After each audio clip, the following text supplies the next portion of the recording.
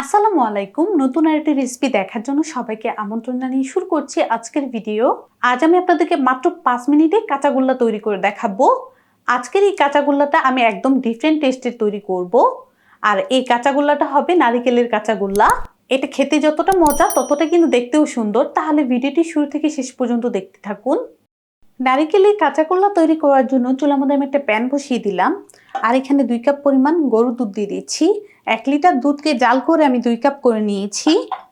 তারপর দিয়ে দিচ্ছি হাফ কাপ পরিমাণ চিনি। মিষ্টিটা কিন্তু যার যার পছন্দ অনুযায়ী বাড়ি কমিয়ে নিতে পারবেন। একটি স্প্যাচুলা দিয়ে দুধের সাথে চিনিটাকে মিশিয়ে দিচ্ছি। আর গরুর দুধটা বলক আসা পর্যন্ত আমরা অপেক্ষা করব। গরুর দুধটা বলক চলে এসেছে। তারপর এখানে দিয়ে দিচ্ছি 1/4 চা চামচ পরিমাণ এলাচের গুঁড়া। এলাচের গুঁড়াটা যদি আপনাদের কাছে না থাকে তাহলে কিন্তু আস্ত এলাচও এখানে দিয়ে দিতে পারবেন। চুলার আঁচ মিডিয়াম রেখে গরুর দুধটাকে আমি আরও কিছুক্ষণ এভাবেই জাল করে নিচ্ছি। আরও কিছুক্ষণ আমি এটাকে জাল করে নিয়েছি। এখানে আমি 1/4 কাপ গুঁড়া দুধ নিয়েছি। এটা অল্প অল্প করে দিব আর মিশিয়ে নিব।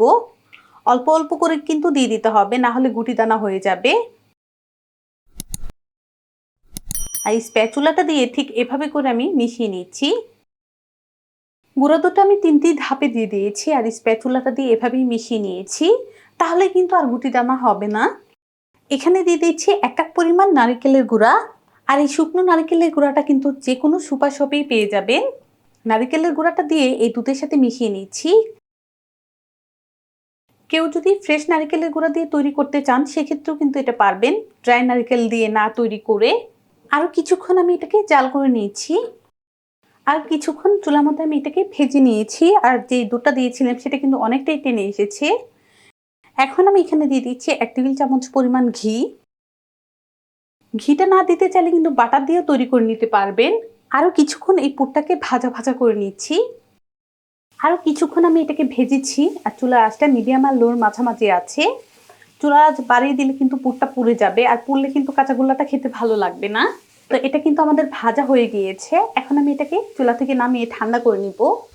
কাঁচাগোল্লার পুরটা ঠান্ডা হয়ে গিয়েছে। এখনও কিন্তু এটা উষ্ণ গরম আছে। আর উষ্ণ গরম থাকা অবস্থায় আমাদের কাঁচাগোল্লাগুলো তৈরি করে নিতে হবে। অল্প করে হাতের মধ্যে নিয়ে নিয়েছি। তারপর হাত দিয়ে এভাবে আমি গোল আকার করে দিচ্ছি। 2 হাতের তালু দিয়ে এটাকে একদম গোল করে নিচ্ছি। এই যে একটা আমি এখানে রেডি করে নিলাম।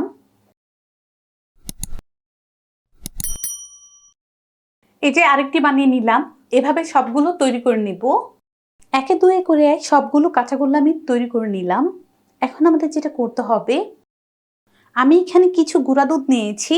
এই গুঁড়া দুধের মধ্যে কাঁচাগোল্লাটাকে এভাবে গুঁড়িয়ে নিব। আপনারা চাইলে কিন্তু গুঁড়া দুধ না নিয়ে নারকেলের গুঁড়ার মতো এভাবে গুঁড়িয়ে নিতে পারবেন। তারপরে এক্সট্রা যে গুঁড়া দুধটা আছে ঠিক এভাবে আমি ঝেড়ে ফেলে দিচ্ছি। আর এই যে তৈরি হয়ে গিয়েছে সুস্বাদু স্বাদের কাঁচাগোল্লা।